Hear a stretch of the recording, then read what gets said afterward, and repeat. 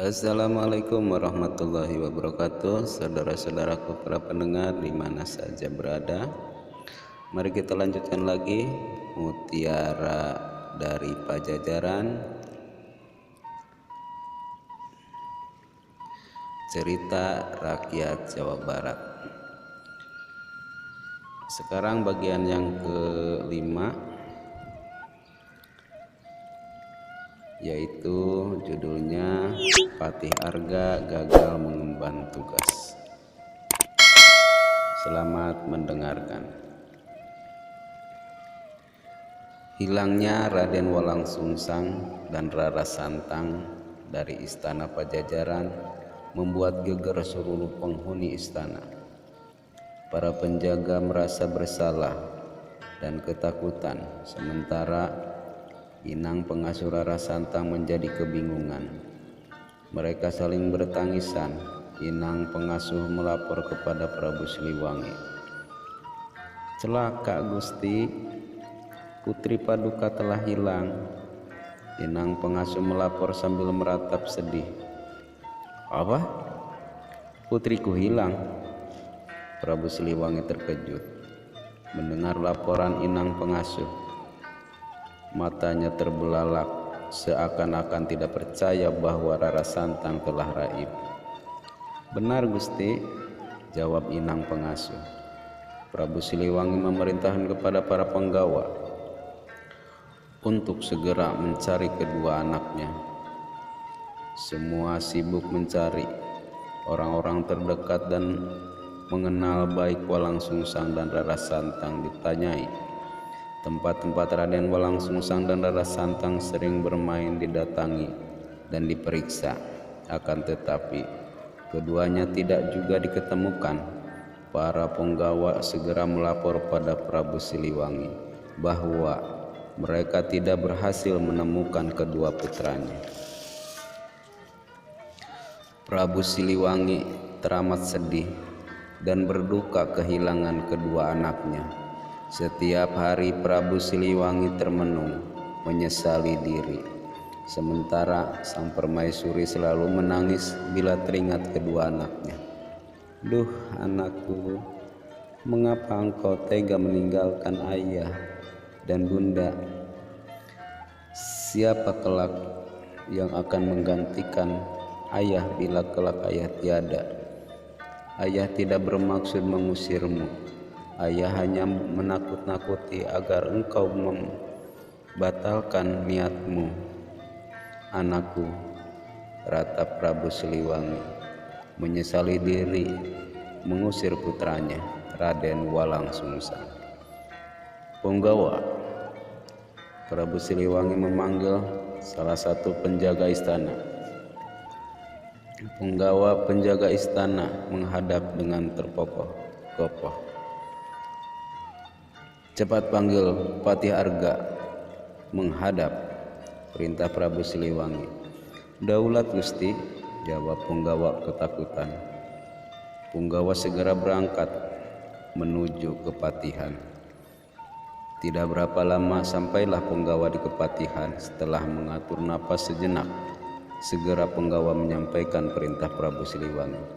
"Gusti Patih, dimohon segera menghadap Prabu Siliwangi." Punggawa melapor sambil menyembah. "Baik, aku segera menghadap," kata Patih Arga.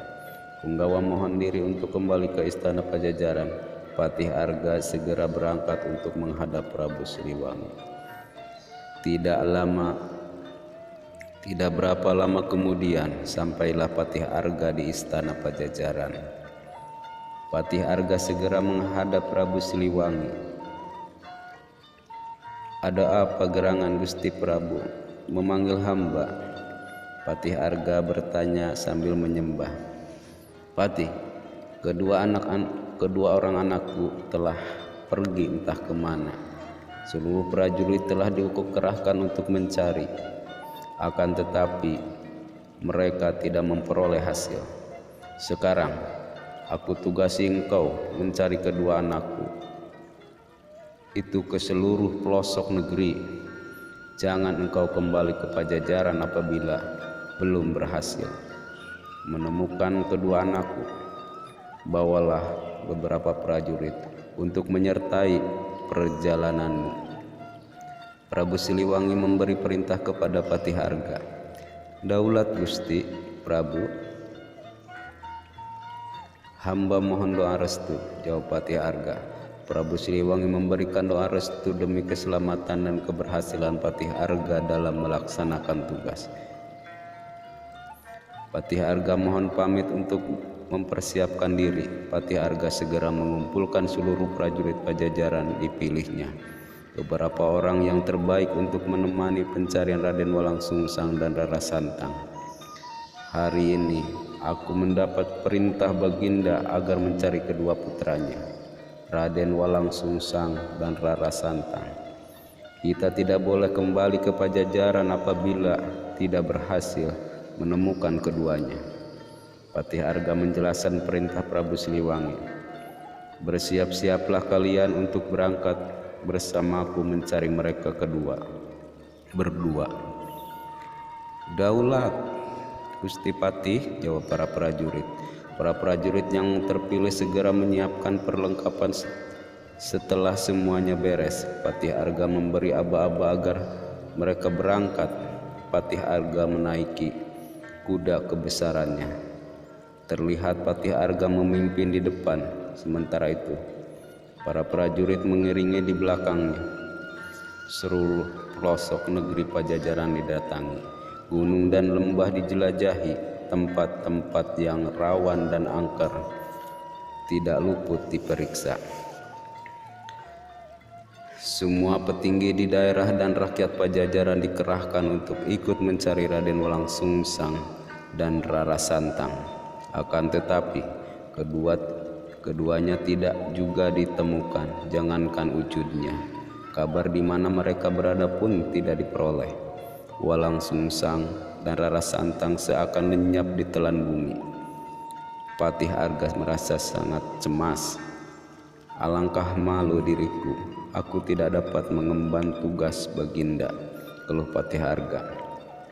Hari berganti hari, bulan berganti bulan, tidak terasa setelah setahun pencarian yang dilakukan oleh Patiharga.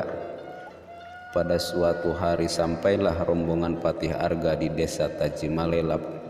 Patiharga memerintahkan agar rombongan berhenti. Mereka beristirahat, melepaskan lelah.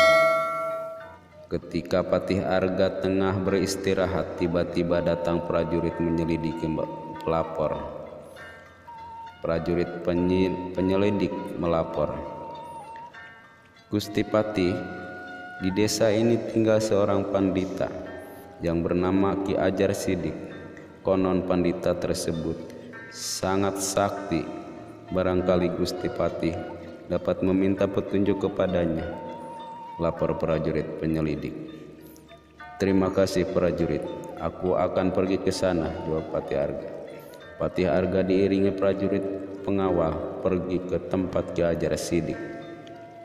Ki Ajar Sidik dengan ramah menerima rombongan Patiharga. Setelah berbagi salam, Patiharga mengutarakan maksudnya. Ki Ajar, hamba mohon petunjuk, di manakah gerangan kedua putra Prabu Siliwangi yang bernama Raden Walangsungsang dan Rara Santang berada? Patiharga mohon petunjuk Ki Ajar Sidik. Ki Ajar Sidik tersenyum mendengar permintaan Patiharga. Kemudian Ki Ajar memusatkan pikiran memohon petunjuk kepada Yang Maha Kuasa. Ki Patih, terdengar suara Ki Ajar. Sudah menjadi kehendak Yang Maha Kuasa, kedua putra Prabu Siliwangi tidak akan kembali ke Pajajaran. Mereka kelak akan menjadi orang yang mulia. Ki Patih tidak usah repot-repot mencarinya, ujar Ki Ajar Sidik. Patiharga terkejut mendengar penuturan Ki Ajar Sidik. Mulutnya terkatup, matanya menerawang jauh. Patih Arga tidak dapat membayangkan nasibnya apabila kembali ke Pajajaran tanpa membawa hasil. Bila demikian halnya, aku tidak akan kembali ke Pajajaran selamanya, desah Patih Arga lirih. Patih Arga mengutarakan maksudnya kepada Ki Ajar Sidik.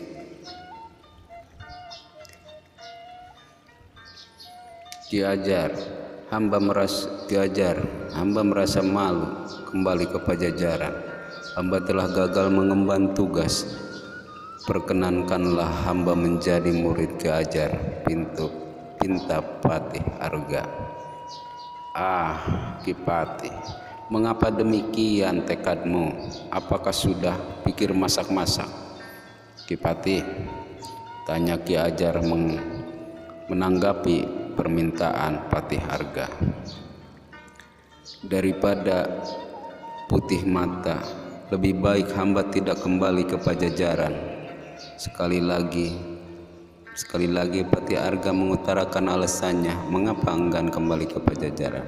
Akhirnya Ki Ajar Sidik menerima Patih Arga beserta anak buahnya sebagai murid. Patih Arga beserta rombongan menetap di Tajimalela.